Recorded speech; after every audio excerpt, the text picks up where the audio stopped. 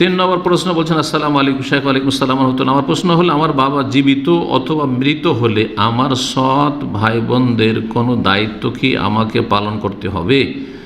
যদি না করি তাহলে কি গুনাহ হবে? কি বলেন? সৎ ভাই বোনদের দায়িত্ব আছে না নেই? যদি সাবালক হয়ে যায়, কাজের যোগ্য হয়ে গেছে, তাহলে দায়িত্ব নেই। আর বোনেরা সাবালিকা হইলেও যতক্ষণ বিয়ে শাদী না দিয়েছে ততক্ষণ দায়িত্ব আছে, ততক্ষণ দায়িত্ব আছে।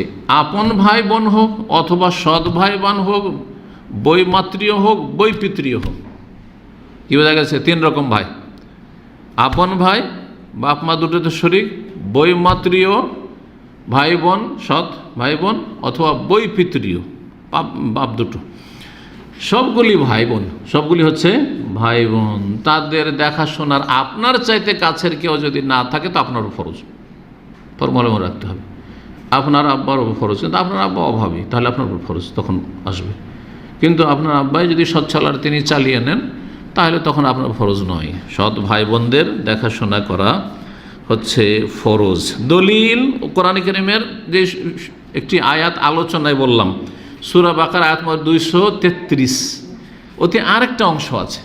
ওখানে যেটা পরিবারের ভরণ পোষণের ক্ষেত্রে যে অংশটুকু বলেছিলাম, ওয়ালাল মৌলুদ লাহু রিজকুহুন্না ওয়া কিসওয়াতুহুন্না, বাপের ওপর হচ্ছে, বাড়ির যে গার্জেন তার ওপর দায়িত্ব হচ্ছে স্ত্রীর ভরণ পোষণের দায়িত্ব। আর তারপর আছে ওয়ালাল ওয়ারিসি মিসলু যালিক, আল্লাহ বলছেন ওয়ালাল ওয়ারিসি মিসলু যালিক।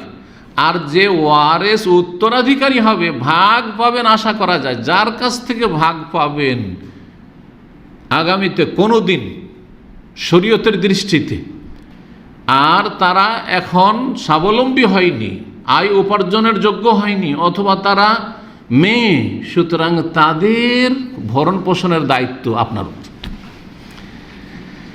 সৎ ভাই যদি আগে মারা যায়, সৎ ভাই যদি মারা যায় আর আপনি যদি থাকেন তো ভাগ পাবেন না? ওর যদি নিজের ভাই না থাকে আপনি ভাগ পাবেন না? অবশ্যই পাবেন।